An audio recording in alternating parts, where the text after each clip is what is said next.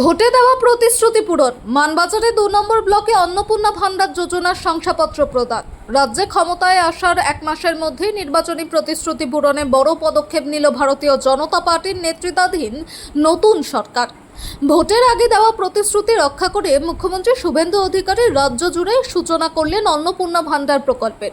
আর এই ঘোষণার পরে জেলায় জেলায় বিধায়কদের উদ্যোগে উপভোক্তাদের হাতে শংসাপত্র তুলে দেওয়ার কাজ শুরু হয়ে গেছে।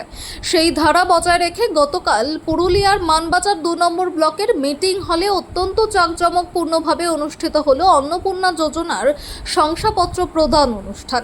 এলাকার যোগ্য উপভোক্তাদের হাতে আনুষ্ঠানিকভাবে এই প্রকল্পের শংসাপত্র তুলে দেওয়া হয়। উক্ত অনুষ্ঠানে উপস্থিত ছিলেন মানবাজার ২ নম্বর ব্লকের বিডিও শঙ্কু বিশ্বাস, ব্লক সভাপতি বাসন্তী মাহাতো এবং বিরোধী দলনেতা সুধাকর সিং সহ প্রশাসনের অন্যান্য উচ্চপদস্থ আধিকারিক ও স্থানীয় জনপ্রতিনিধিরা।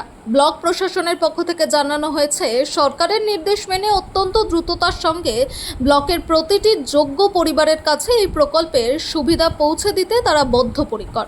নতুন সরকারের এই দ্রুত পদক্ষেপে এলাকার সাধারণ মানুষের মধ্যে ব্যাপক উৎসাহ ও উদ্দীপনা লক্ষ্য করা গেছে।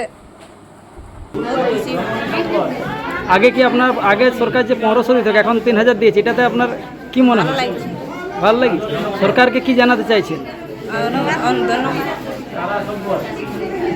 দেখুন, আমাদের যশস্বী প্রধানমন্ত্রী নরেন্দ্র মোদীজি এবং আমাদের মানবিক মুখ্যমন্ত্রী শুভেন্দু অধিকারী মহাশয়ের উদ্যোগে যে অন্নপূর্ণা যোজনা পশ্চিমবাংলায় চালু হলো, সেটা অভূতপূর্ব একটা ভালো কাজ এবং সারা পশ্চিমবঙ্গকে সোনার বাংলা গড়ে তোলার এটা প্রথম পদক্ষেপ। আবার দেখা যাবে যে মা বোনেদের জন্য, মায়েদের জন্য অনেক কিছু সুযোগ সুবিধা আমাদের সরকার থেকে শুরু হবে।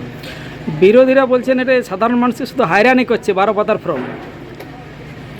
দেখুন, যদি এক কথায় যদি কারো নাম দেওয়া হয় তাহলে কিন্তু সব ভুয়ো হয়ে যাবে। কারণ দেখা গেছে যে লক্ষ্মীর ভাণ্ডার যেটা চালু ছিল সেখানে পুরুষরাও লক্ষ্মীর ভাণ্ডার পেয়েছে। তাহলে এটা কী করে সম্ভব?